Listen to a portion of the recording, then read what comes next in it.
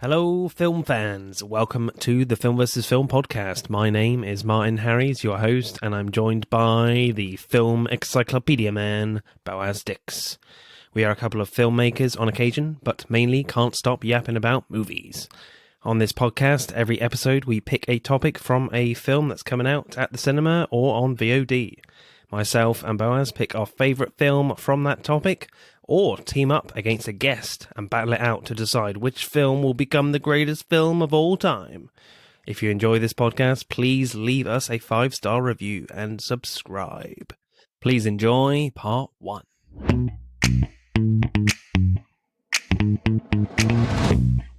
This episode, as John Wick Chapter 4 is out on the big screens, we are talking R-rated action films 2.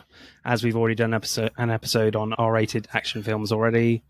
What was that, Boaz? That was Upgrade versus John Wick Chapter 2. Yeah, it was, yeah. Yeah, John Wick Chapter 2, I think, won out on that one. Yeah, that was cool. And we are joined by our first returning guests from across the pond, Tommy and Tim from the Haven't Seen It pod. How are you guys? It's so great to have you back on. Yeah, it's great to be back. And we watched 2 really good movies this time. I think I liked them better than the movies we watched last time. So, Nice. Yeah, Okay. much more entertaining this time. Yeah, I still like Jojo Rabbit a lot. Yeah, Jojo Rabbit was really good. Yeah. What were both of the ones that we watched last time? Hunt of the Wilder People and Jojo yes. Rabbit. Yeah. Both were good, but these are much more my speed. Very punny, Tommy. Oh, yeah. I can't even remember Hunt for the Wilder People. What the hell was Really? that? Yeah, you don't remember Yeah. the sausage-eating politics, Boaz? No. I don't remember any of this. All right. All right.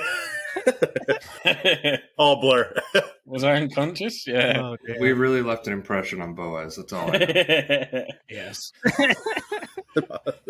Yeah, no, sorry, man. Yeah, I don't know what the hell. Yeah, I don't remember any of that.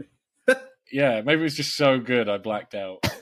It was euphoric. Yeah. You couldn't handle the greatness. Yeah, I know. It's just too much. Couldn't process it. Too much sausage talk. So we've been on your podcast, guys, talking The Exorcist. Haven't seen it.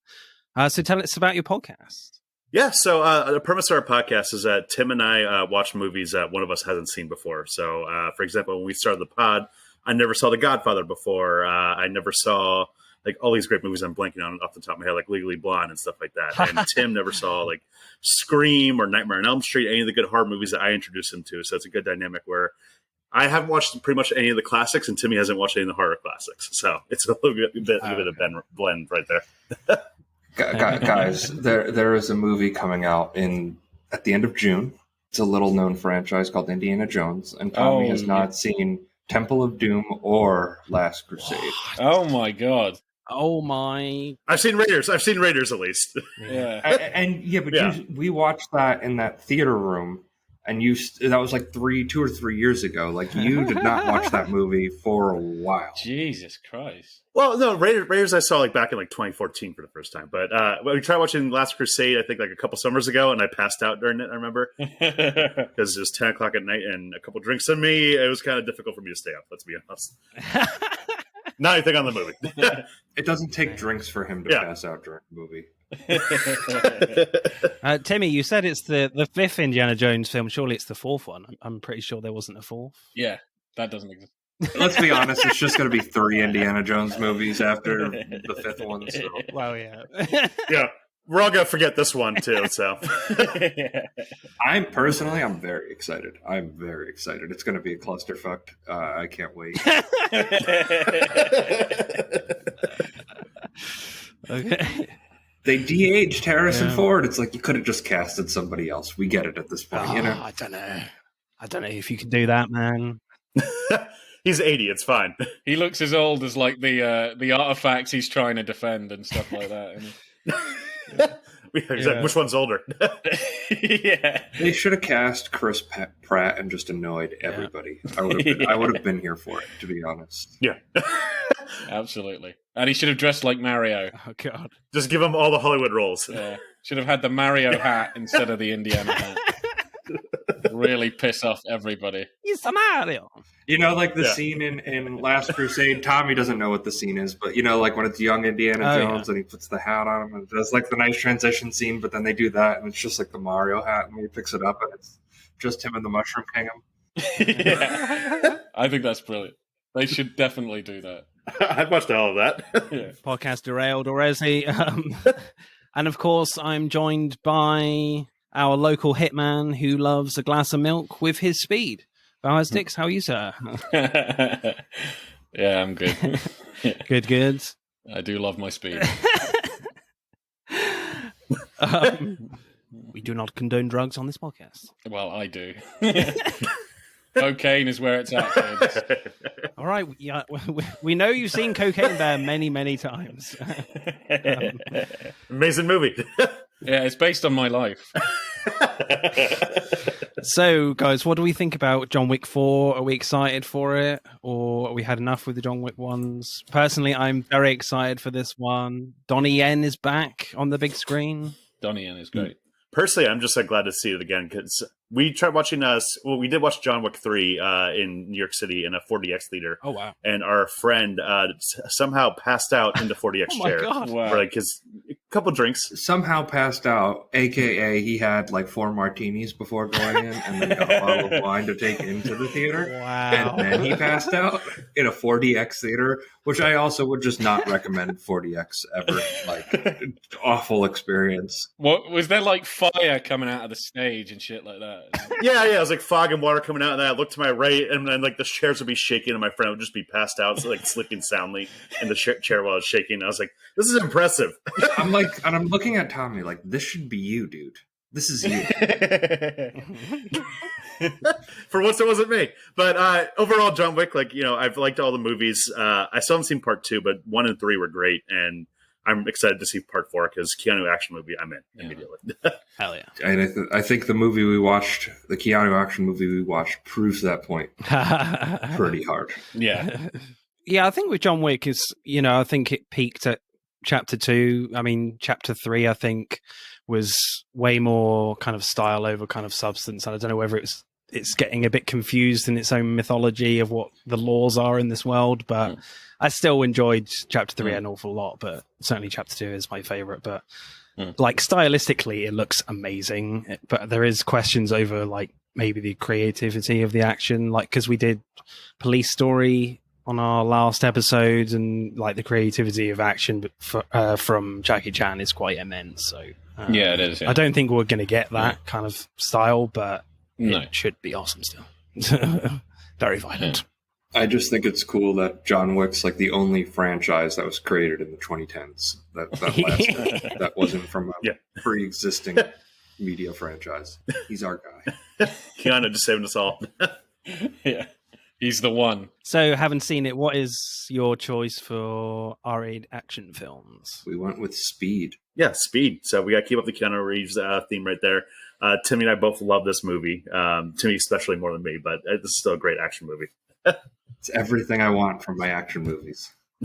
I mean, were there any other films in contention for you guys, or was it just Speed? Well, there's obviously some that are great, like Die Hard and stuff like that, and like Predator I was considering at one point, but like some of those have been over discussed, and like I feel like we can't bring as much to the table about like Die Hard than we can to Speed, whereas I feel like not as many people as overtalked that movie and discussed it. So this would be a little more interesting wrinkle to add to the R-rated action movie pantheon. It's kind of like forgotten comparatively to the other like big action movies of the late 80s, early 90s. And maybe part of it has to do with the year it came out, 1994. Pretty infamous year for movies coming out, including the other movie we're going to discuss. Yep, it certainly is out that same year. I would also say with Speed, it probably has one of the worst sequels ever. Speed 2 Cruise Control.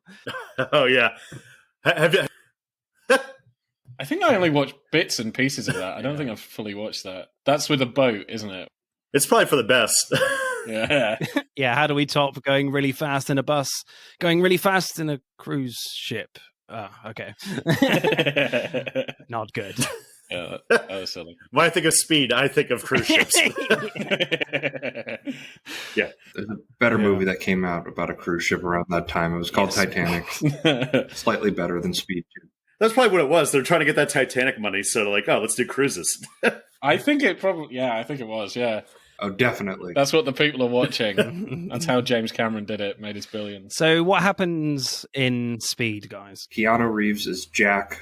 He's a cop, and Dennis Hopper plays a former police officer, Howard Payne, turned domestic terrorist, foils his plan to blow up an office building, and then after they get their medals and their accolades, the next day, a bomb blows up. Jack gets a call from Howard, and he has to run onto a bus. But once it goes above 50 miles per hour, the bomb is set, and if it drops below, it will go off. And he's watching the whole time, and if you try to get anybody off the bus, he'll blow the whole thing up. That's Speed. That's all it is. And for me, like, I think that's what's really impressive in terms of like an action movie. Like, I know people talk of Die Hard being like it's over one period of time. Like, Speed is set over the entire the entire second act of that movie is continuous, which I think is really, really impressive. I think a lot of times in action movies, sometimes in the second act, it can drag a little bit, and it doesn't the whole time. There's some absolutely ridiculous shots in it that I love.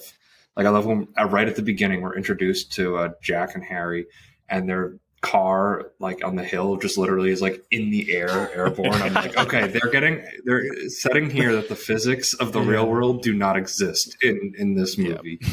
Don't worry about it. This car is flying in the air right now. Makes the most ridiculous stunt of the movie that much more passable. Oh, yeah. Does it, though? I'm not sure. Somewhat. Initial reactions, Boaz, to Speed? Oh, man, I love this film. I remember actually watching it when I was really young. Yeah, and like Dennis Hopper always scared the shit out of me. Yeah, and I love that film and watched it again. It's pretty cool. I think for me, like when I watched it for the first time, like late 90s, I guess, I really enjoyed it. I thought it was an amazing film, great action ride. But like watching it again for the podcast, I'm probably not as warm on it as I am as you guys. Yeah, fair enough. But it's still, I mean, there's some questionable action and story stuff, but like it's still, I mean, the script is great as well. Some great lines in here. It's not one I would openly rewatch out of a big pile of action films, to be fair. Tommy? Fair. Yeah, I personally really like this movie. It's been probably about like 10 years since I've watched it in full, but I think it was really engaging. There's so many action scenes. We'll get more into the shots and stuff like that, but certain scenes just give me goosebumps when watching this. And it was just like a nonstop thrill ride throughout. Keanu might not be the best lead for this movie, but he's still an entertaining lead. So overall, I did like this movie. This is our fifth Keanu Reeves film on the podcast, I think. We've done two really amazing ones in The Matrix and, help me out, Boaz, John Wick 2. There you go. I mentioned it already. John Wick 2, and two absolute stinkers in Francis Ford Coppola's Bram Stoker's Dracula. Oh. And the Devil's Advocate. Yeah. I actually still like the Devil's Advocate. I don't care what you say. Yeah, man. Come on, man. It's terrible. I seriously don't care. No, I'm playing Devil's Advocate for the Devil's Advocate. Right. Okay. I like that movie. I don't give a shit what you say. We actually did Matrix 1 on one amazing Keanu movie, and then we did Matrix 4. One absolutely terrible. All right. So, directing then for Speed. I really enjoyed the opening set piece. I liked how Jan de Bont takes his time to set up like the situation without losing any pace in the storytelling. Like, I like how Jack and Harry work out how to solve the problem with the hostages in the lift by like connecting a crane to the lift, taking the bomb out of the equation. Then when the elevator is hanging from the crane after the bomb goes off, you've got like Harry and Jack trying to get the hostages out as the door space gets larger and then smaller as the crane gradually gets loose. So it's just kind of a great inventive idea to create like impressive suspense. So I really actually enjoyed the opening of this film. Also, a great intro to Dennis Hopper, I think. Where he's pretending to be the janitor, immediately, and then gives that guy his papers, and then stabs him in the face, so straight off the bat with crazy violence, Mm. But yeah, no, I completely agree. I really like the crane stuff and how it just builds up the suspense of that. The crane buckling and then coming off, and then keeps getting stuck spot after spot, and then it's taking them so long to get the people out. The woman, she doesn't want to leave and just gets out just in time before she's cut in half. Yeah, it does still make me wince, that bit as well. Yeah. I keep forgetting that bit, and I keep thinking she's going to get sliced in half. I'm like, you never see her again. So, Yeah. I did think that she died there too. Yeah, so did I. Because I haven't watched it a long time, so I was like, man, I swear somebody dies in this lift, right? And I thought she got sliced in half, but I was wrong. Yeah. I think from a direction standpoint, it's really good, how much they focus on the hostages on the scene too. I mean, some action movies would just gloss over them really quickly and not even care. But you have moments where the guy from Mad Men, that character actor, I forget his name, he was in Mulholland Drive too. That was one of the hostages. That's what I wanted to say. Patrick Fischler is in there. If you've watched Mad Men, he plays Jimmy Barrett. He's the guy in Mulholland Drive that has the dream. He's also in Twin Peaks: The Return. He is one of the all your Lynch. Yeah, my David Lynch geekiness is coming out right now. Is he the guy that says, "What button did you press, Bob?" Yeah, was he that one? Yeah. No, he's Bob, the guy that pressed the button. Oh, he's Bob. Yeah, he's the guy that pressed the button. That was funny. Yeah, but it did give a good human element to it, and from a script standpoint, it just made you care more about the hostages. Where even on the bus later on in the movie, to jump ahead, they make you care about everyone in there from a direction standpoint, and just focus on the shots on them and their reactions to what's going on. Yeah, and just them talking to each other and consoling each other. You get, these are real people. You should care. I think a lot of the action with the bus is pretty creative still before they hit the freeway. It's always cool seeing a bus plow through and scraping cars, even though physics go out the window a tad. It's like a bus / tank at times. But when they hit the freeway, the pace does slow down and you can't just clip cars all the time. So I like how Dennis Hopper takes Helen out, one of the passengers. They take the driver off. That's the main focus of the sequence. Then all of a sudden there's a small explosion near the door, blows a hole in the floor, and that's where she was standing, and takes a tumble. And I thought that was just a really inventive way to do that, and there's no way you see that coming. The film just doesn't really rely on crashing into stuff all the time, so I quite liked that bit too. Yeah, I also think it establishes that Dennis Hopper, he's not fucking around, right? Yeah. It's okay, well, is he joking? Is he not? If we tried to get these people off the bus, would this happen? Would this not happen? Keeps you guessing. Where you have you do have that thought in your head of going okay, is he playing around? What is his thing? And him having that little detonation there goes no, if you mess with my rules, I will absolutely blow these people up. Yeah, and I think what's great is that they established in the intro that he doesn't really fuck around. He blows the elevator, and so you think he's just going to blow the bus. And so really it's just a case of oh shit, they're dead. They're all dead. It's a trick because it's mainly just the door that blows up and then, she dies. Yeah. So I like that, they kind of establish he might not fuck around, and that when he presses the button, you're like, okay, they're dead. It is refreshing to watch an action movie these days that has essentially small stakes where the stakes at the end of the day is is this bus going to blow up or not, instead of is this a blue sky from the portal going to open up and destroy the world? Yeah. So I mean, the fact that we have the scene of the original bus just blowing up just means hey, he's gotten away with this before. It could probably happen again, and it just really just ramps up the tension in a great way. Yeah. I think just because you need those scenes of him actually being successful at being a terrorist. Yeah, just being a lunatic. So you just think, man, he could just lose his shit. Yeah, the bus doesn't blow up the world. Yeah. What was that phrase that Keanu says? When he sees the C4, he's got enough C4 to blow a fucking hole in the planet or something. In the world, yeah. Yeah. Should we talk about the best action sequence in the entire movie? And that is when the bus has to make a 50-foot jump with very little height advantage. I'm sorry, there is no way in hell that is even remotely possible. I mean, there's no ramp. No. Oh, Yeah. of course not. Not at all. I always kind of cringe at that scene, and like every time I watch it, it's like it becomes less real, you know? Because I'm like, dude, that jump is massive, and these two things are level. There's no way, you know. It's the bus somehow like lifts up. It's like, was it E.T. on this bus or something? Yeah. Speed is in the Matrix. It is a Matrix spin-off. The only way. This is a Matrix prequel right here. That makes so much sense. Yeah, it probably is. It probably is the sequel we deserved. Jack was just was Neo before. Yeah, exactly. Yeah. Yeah, before he realized it. It should have been like that scene in Live and Let Die when Bond drives the bus through a low bridge and the roof like carves off. I don't know if you've seen that, but Yeah. that's what should have happened here. They hit the freeway head on, splitting the bus in two, and we carry on with Jeff Daniels. Yeah. That's what should have happened. Yeah. I think what was it? I do like the jump, and I like the stunt, and I like the crash. I like everything about the stunt. It's just they could have added some ramp or some car that they go over or something. Just add something, and then it makes some sense, you know. Help me suspend my disbelief a little bit more. Yeah. It's like a jump that you try and play in like Grand Theft Auto when like you want to die. You're like, oh, just watch this. Hold my beer real quick. I'm gonna make this jump. Exactly. Or you know, the police just attach some rockets to the back, and you know, Yeah. But yeah, it was a cool stunt, but you do have to really stretch, you know.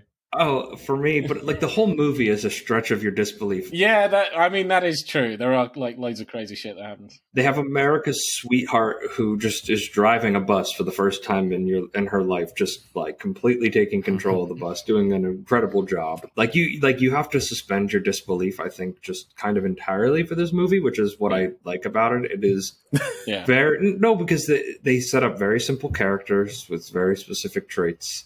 They're all very entertaining, and it just kind of goes from there. It doesn't try to be anything more than what it is. For me, that's like kind of the pinnacle of what action is, where it's like to the word. This movie is an action movie, non-stop through the closing credits. It is truly an action movie. Yeah.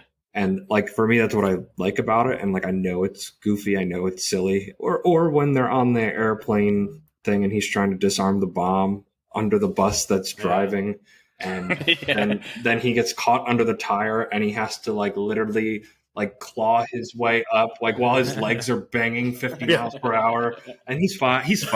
No injuries there. He's fine. His legs should have realistically been stubs, but you know he is immortal in this film. They're pretty tough boots, I would say. Plenty of rubber on them. Yeah, maybe, yeah. More than tires, even, honestly.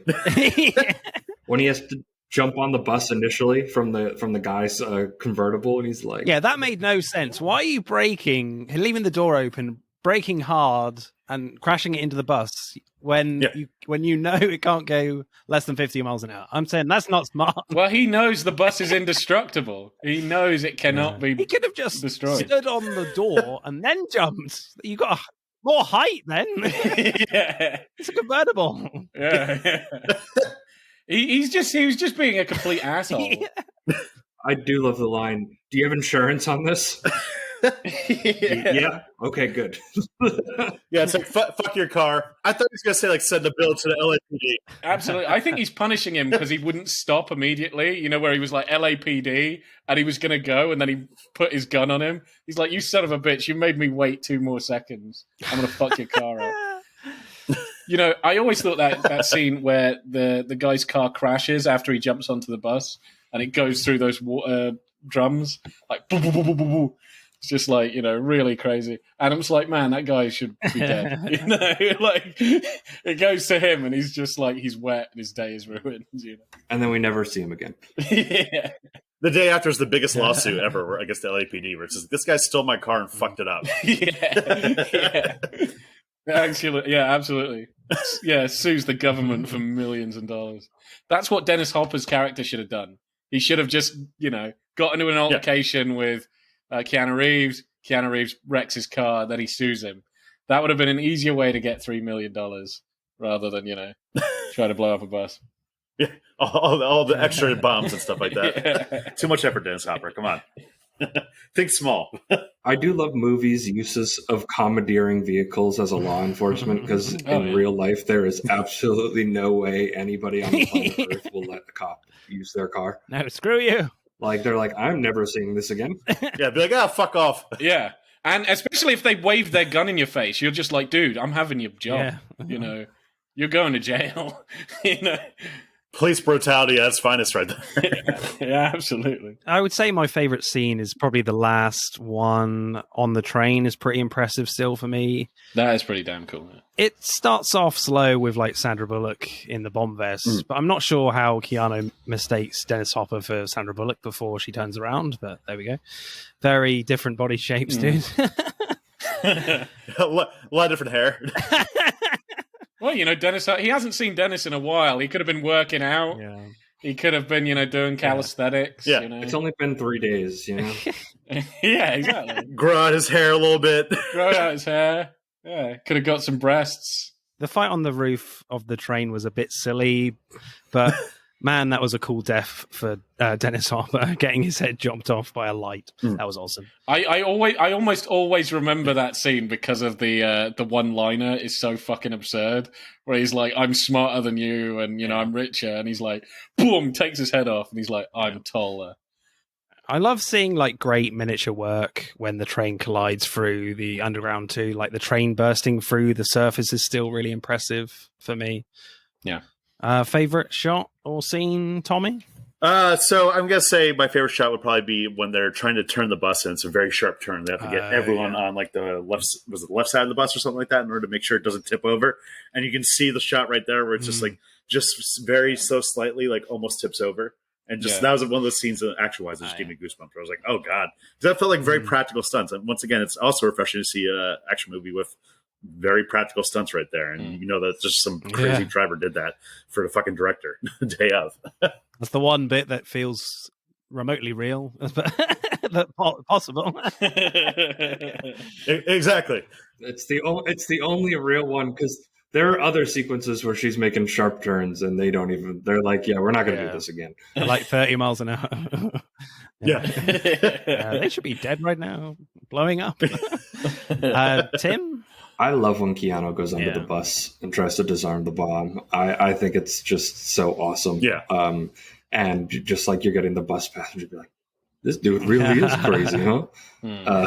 What's the guy, Ortiz? Like, just like the little quips him and Jack have going back and forth on the bus too. Like, that's his main guy on the bus. That's his only like true partner he's got there that'll actually, besides Annie, that'll be able to help him like keep the passengers calm and like he pulls them up off of the thing and he's like, man, you ain't smart, but you got a set of cojones. That's gross, man. It's like, what? I meant it as a compliment. Boaz? Maybe actually, where his friend like dies in the explosion, when they break into the house. Oh, okay, yeah. Jeff Daniels. That was done really well. Great expression on his face. He was like, yep, I'm dead right now. Really great expression. Just like shit. Yeah. Just like, I fucked up. Yeah. I mean, that whole sequence is great because, they figured it out and, they break in and it's all done, like they've got him and then he's nowhere to be seen. Then you see the bomb and then, oh, shit. And then Keanu's reaction after too. Yeah. When he like when the only time he loses his cool in the movie, it's like, okay, this guy is at least somewhat human. Keanu has some emotional range a little bit. Yeah. I also like during the film, I haven't mentioned this, but where they always cut to the speed of the bus. I mean, that's a must. You have to do it. But I do love every time they do that. Yeah. Because it really does get you like, oh shit, you're going to die here. It's going to close to 50.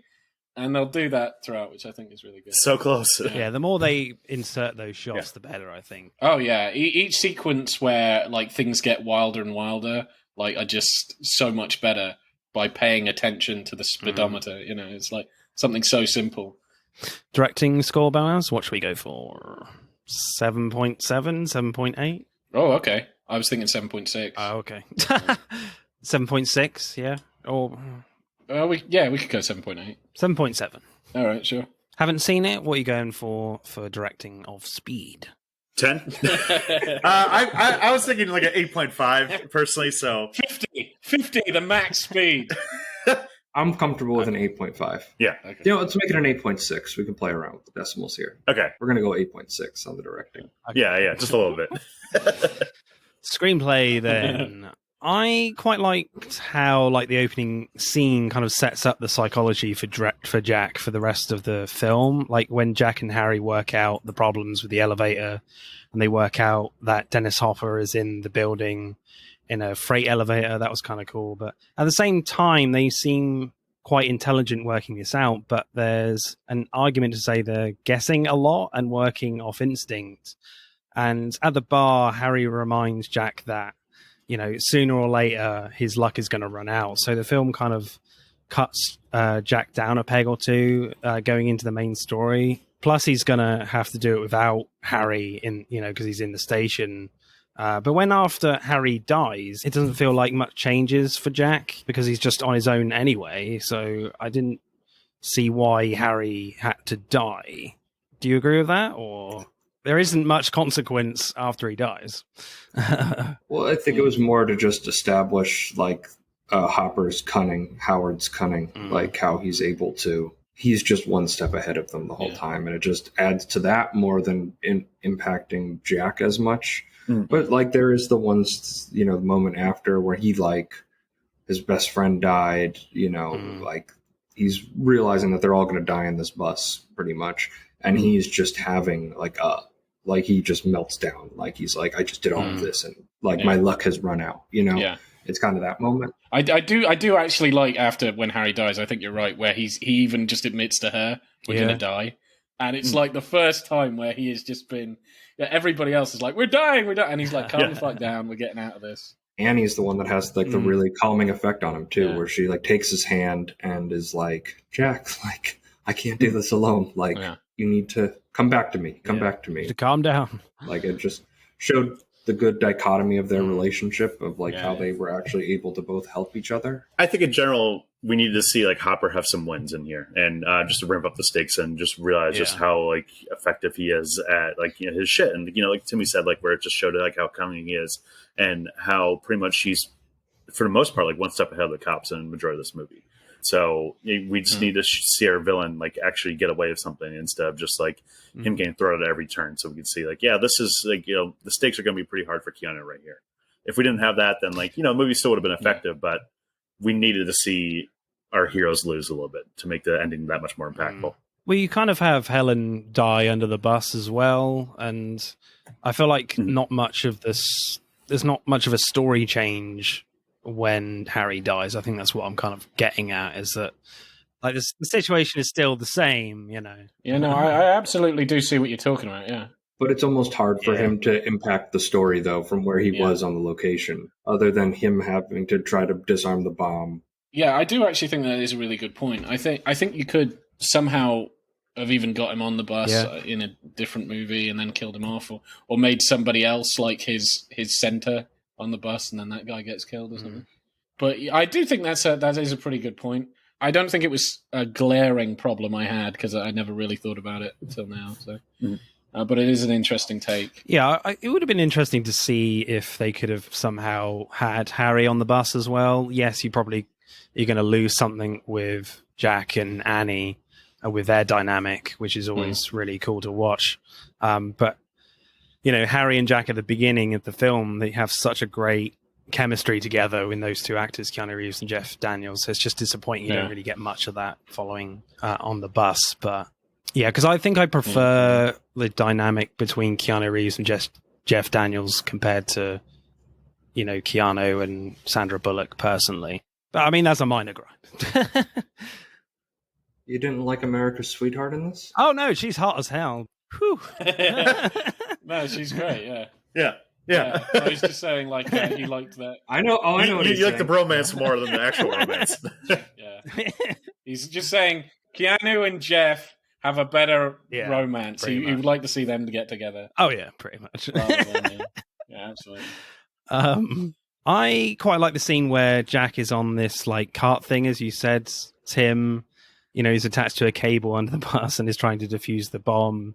And Harry is on the phone helping him. But then all of a sudden, the cops find where Dennis Hopper lives, and they just hang up on him while Jack is under the bus still.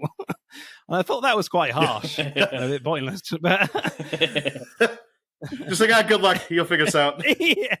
Yeah, it's like we got better things to deal with, motherfucker. Yeah. Well, I think they were kind of like this bomb is going to blow if we try to disarm it. Like it was rigged to just blow. So it's impossible. Yeah. It's impossible, but we now have this lead, which coincidental timing for screenwriting purposes, I grant you. But in this kind of a movie, it's almost like a cartoon in a little bit of a sense, and I kind of look at it that way. Yeah. Yeah. I like the sequence after that where the cable like breaks and Jack has to like punch a hole in the fuel tank to hang on. So it gives him another problem to solve. So they need to refuel. Plus the tires are breaking away, which leads into the next sequence. But in the end, it just felt a little bit like an excuse to get Keanu Reeves under the bus. I just feel like they could have played with that a bit more. Like I feel like he could have been under there a little longer to create some more cool stuff. But great idea though. But I wanted more. I guess I'm selfish in that scene. Yeah, it is good from a screenplay standpoint. How like majority of this movie takes place on one location, the bus, and they still find like new and engaging ways to make it engaging and not just boring. Like a bad version of this movie would have just been like the bus would have just gone straight for like and almost nothing would happen, and like but they find different set pieces to make it just more and more engaging and just throughout. Where this could easily be like a boring bottle episode of some like shitty cop show or something like that. Well, it would have just hit a million cars. Yeah, exactly. Yeah. It would have done that for an hour. Yeah, exactly. I do like the inventiveness of trying to, as you said, like give him new problems on the bus and explore the bus a lot more. What was it? He's got to try and convince the driver that there's a bomb on the bus and do a chase with the bus, and then convince him not to slow down the bus, then jump on. So that's a huge problem. Then he's got a gunman on the bus. That's a huge problem. Then the driver is shot, you know, so that's a huge problem. Then they're crashing into things, which is, a problem. They've got traffic, which is slowing them down. It's like, and, these things just keep building. They get to an airport. And that they have a 50-foot gap in the middle of the road. That's a problem. That is a problem right there. Yeah, exactly. An unfinished freeway in the middle of a driving freeway. Yeah. I do find that kind of hilarious because those builders are twats, and surely, like, even the cops don't even know about this. They're like, there's a giant gap in the freeway. It's like, but the maps say it's done. It's like, heads up. Yeah. It's like, what the fuck? And what's the chief is like, fire everybody. I want them all gone. Yeah. Fire them all. Goddamn useless. Favorite lines, people? What we got? There's a lot of like Josh Whedon-y kind of stuff. Apparently, he did an uncredited rewrite on this movie, which you can kind of feel. Oh, really? But I did like how Andy was saying that, like, well, I should probably tell you I'm taking the bus because I have my driver's license revoked. What for? Speeding. Boom, right there. Hey. Yeah, that was funny. Yeah. Great little one-liner right there. Yeah. I like a lot of the one-liners. Some of them are a bit weird that, like, I don't really understand. I think one of the one-liners I never got at the time, but then I listened to carefully was in the elevator shaft, and they get to the what was it? The elevator that Dennis Hopper's on, and he says something like, what was it? The password is guest or something. And I was like, what the fuck are you talking about, Keanu? I was like, what? I think maybe computers or something. I was like, what the hell? So some of them can be a little weird. So he does say some like really strange things. Yeah. After they complete the elevator job, they say, was it good for you? Oh, it was great for me. Was it good for you, honey? Yeah. There are some line deliveries that are just weird from Keanu, where it's just like the one liner where him and Howard are going back and forth. He said, "There's gonna come a time, boy, where you wish you'd never met me." He's like, "Mister, I'm already there." It's like, oh, that's just lame. Come on. Yeah, that was pretty lame. I do like a lot of Dennis Hopper's lines because I think he's fucking nuts. Oh yeah. He's the best performance in the movie. Absolutely. I love his performance. I think it is the best. And his lines, he gets some like really apeshit funny things to say. So it's the sort of stuff that you'd imagine the Joker saying or whatever. Yeah. Oh, what was it? There was one. Oh, yeah, I like that one where he has Jeff and he's like, "Are you ready to die, friend?" And he's like, "Fuck you." And he goes, "Wow, 200 years after, I'm willing to lay down my life for my country. So fuck you." He's like, I have but one life to give for my country. yeah, that was it. Yeah, and I love that. I thought that was so funny. No, poor people are crazy, Jack. I'm eccentric. Yeah, that is my favorite line. I fucking love that line. I do like the Harry and Jack interaction at the party after the medals, where Harry's like really drunk. He's like, "Well, I'm going to go home and have some sex." Harry, you're going to go home and puke. Well, that'll be fun too. Yeah, that was good. I like that. I just love how they let like Des Hopper just cook, just like monologue by himself, and like where he says stuff like "interactive TV, Jack, wave the future." Ha ha ha ha. It's like, what the hell is this maniacal shit right here? Yeah. I love the passenger relay messages to Jack under the bus, and Jack sees the bomb and he says, "Fuck me." Oh darn. Yeah. yeah, that's good. Yeah.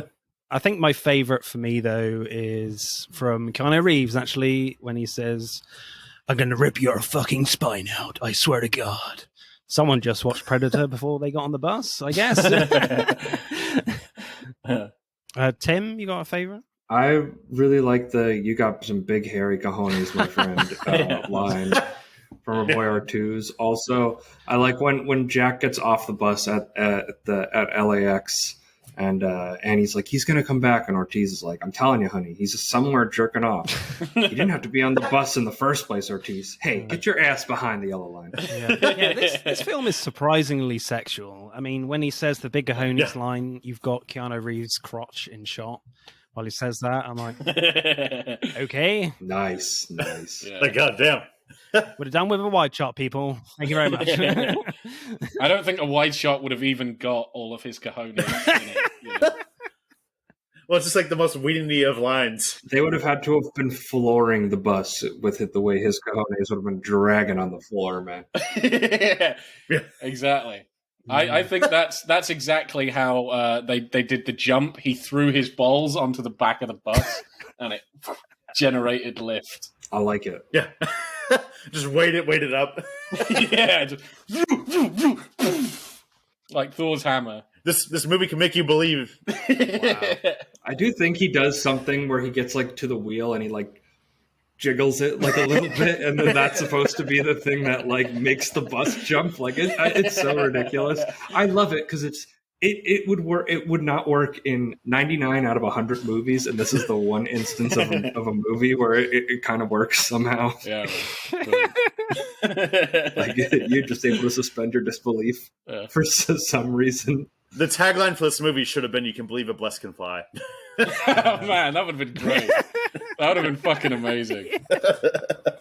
Da, da, da, da, da, da, da, da. Yeah. Super bus. Screenplay score, Bowers? Oh man, in the 8s.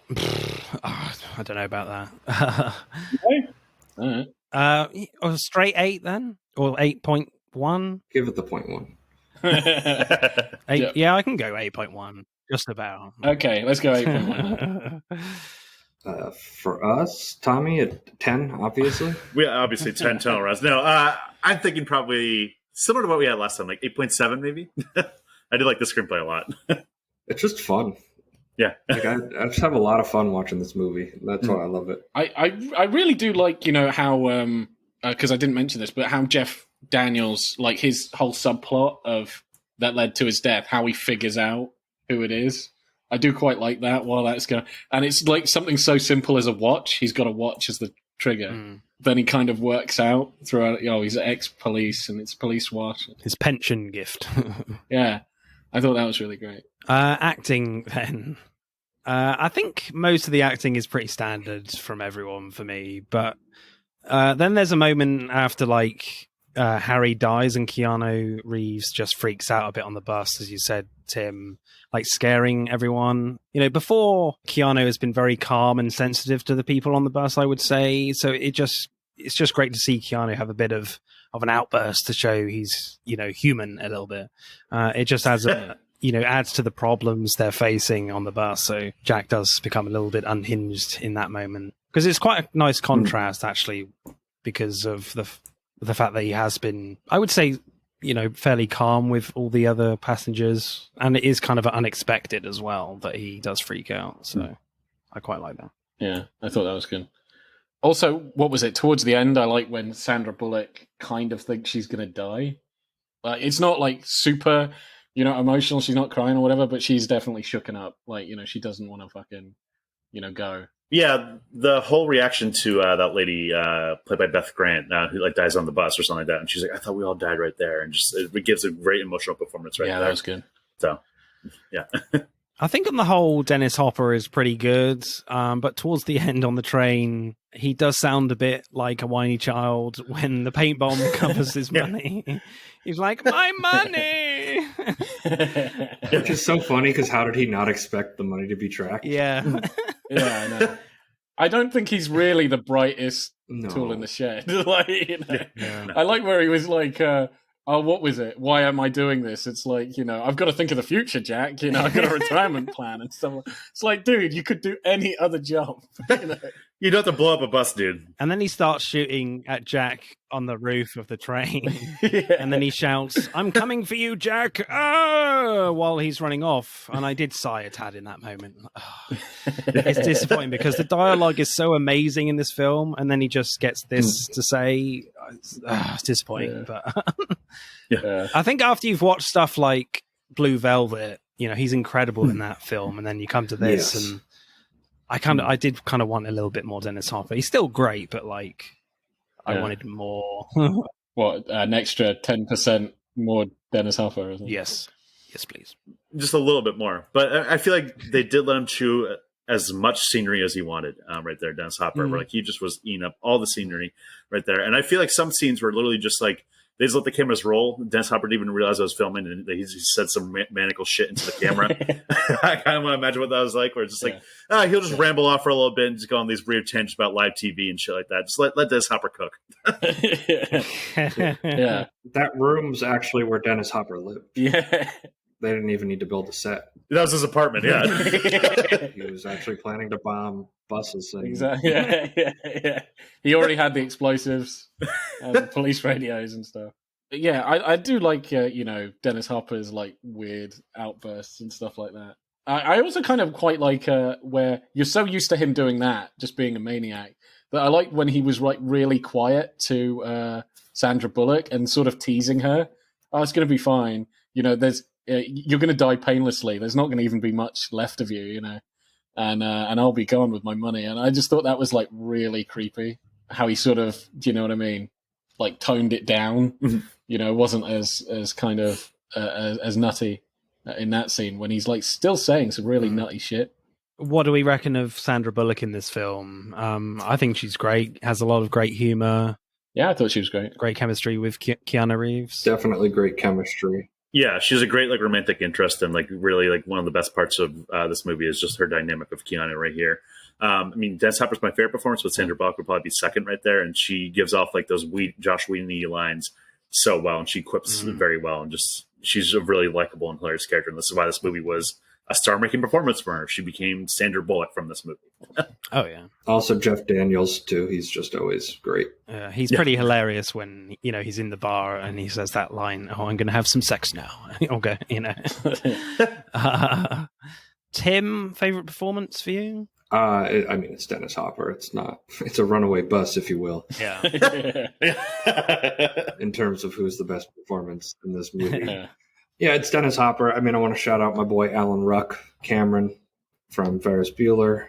Sure. What's his name? He's the guy in Succession that's not Cameron, but it's something else that starts with a C, and it just annoys all hell out of me that they just didn't call him Cameron, because everybody's just going to look at Alan Ruck and go, "That's Cameron from from Ferris Bueller." So they just call him Cameron instead of whatever. They should have done. Yeah, it's an adult Cameron, but he's basically turned into his dad or something. Yeah. Alan Ruck, the guy who plays, I think it's Carlos Carrasco who plays Ortiz. Love that guy. Just like all the people on the bus too, they just give nice little performances here or there, just to emphasize the reality of the situation a little bit in a pretty unrealistic scenario, and it just adds more of a human element and more of a threat of the bomb actually blowing up, and it gives that tension to the movie. Like, I just like all that. Like, they're not going to get enough screen time to actually be the stars, but they give them enough time. They're good. And also the police chief, he's awesome too. Oh yeah. Yeah, he was pretty cool actually. I feel sorry for the tape recorder guy when he's like, "Come on, record it." I mean, chill, dude. Yeah. You can only go so fast. Like, you got 10 seconds, motherfucker. No pressure. Yeah, I did like the police chief because his sense of urgency at every scene, like, very tense all the time. Tommy, favorite performance for you? I definitely have to go Dennis Hopper too. He just pretty much made this movie, and like he's probably up there as one of the greatest like action movie villains. I'd say, just like a very over the top maniacal performance, but in a way that this movie needed. So I just loved it anytime he was just cooking in this movie. Boaz? I'm going to go with the bus driver. Oh, okay. Nice. Oh yeah, Sandra Bullock. No, the original bus driver. Because all of the prosthetics that guy had to wear. Just like one wound on his shoulder. I mean, come on. Didn't it always strike you as weird? Like I don't want to insult the guy, but he is so weird looking. Right? What the hell, man? very distinctive. Wow. No, when I was younger, I really was confused as to why a caveman is driving the bus. He does look like a Neanderthal. And, a little bit, yeah. God, he is so weird looking. You're making this very difficult for me to cut this out, man. Seriously. Don't cut it out, then. Is he going to find me? Like, drag his knuckles, find my house, and beat me with a, I don't know, bus? Did you know that he was actually the inspiration for the Geico caveman commercials? Was he really? I'd 100% believe that. Why on earth would I know that at all? Just the guys that wrote the Geico commercials. Just, all the Geico trivia. Were influenced by Speed. Oh, God. I just thought I should at least end this section with... That has always been on my mind every time I watch the film. It's like, he is the weirdest looking man I've ever seen. And they draw no attention to it. So my favourite performance is the Sandra Bullock. And then very, very closely followed by Dennis Hopper. Yeah, I'm going to... When I'm not joking, so maybe the bus driver would be my second. Okay. But my first is Dennis Hopper. Okay. What about Keanu, guys? Like, we just not even a mention, just like... Oh, no, Keanu is great. He got it done. He got the job done, and that's it. Keanu's great. I'd put him, definitely 3 or 4, maybe 4th place. Yeah. Well, I would say probably middling in the cast in the bus, probably. He's not the bus driver, that's for sure. No. Yeah. Yeah, exactly. Of the main cast, he's probably the worst, I'd say. You can't grow a hairy chest like the bus driver. Yeah, no. Well, yeah, I would agree with that. Too much surfer bro persona here. Acting score, Boaz? 7.7 again? 7.8? 9. 9? Yes. No, 7.9. Oh, right. I was going to say, don't be absurd, man. You might as well round it up to an 8, boys. It's right there. Yeah. So close. 7.9. Haven't seen it? Let's go with an 8.4 here, Tommy. 8.4, 8.2, yeah, because Keanu's the only weak link, I think, for me. He's good, but he just stays in his lane. It isn't really that dynamic. So, 8.2. Yeah, but that's what Keanu needs to do, man. He just needs to stay in his lane. Well, exactly. Exactly. Just kick ass, Keanu. That's all we want you to do. Kick some ass. Take some names. So 8.3 then? Or? Yeah, 8.3. We're going 8.4. Okay. 8.4. Yeah. Lock it in. 8.4. Lock it in. Okay. All right. Speed's about to get destroyed by Leon the Professional, so I gotta give my movie as many points as possible. Squeeze out every little decimal. Let's add up the scores then for Speed. Speed gets 49.3. Not bad. When you even said we're going against Leon the Professional, I'm like, oh, Speed's not winning. Yeah. No one wins against Leon the Professional. That's it for part 1. Thank you for listening. We hope you enjoyed it. Check out part 2 to see who wins. But don't stop there. Get involved and tell us what your favourite films are relating to the episodes. Send us a DM or comment on Instagram and TikTok at Film vs. Film Podcast, for Twitter at FVF_podcast. If you do, we'll give you a shout out on the next episode. If you're feeling really generous, you can buy us a one-off coffee at our Buy Me a Coffee account. Remember, please leave us a 5-star review and subscribe. Pod signing off.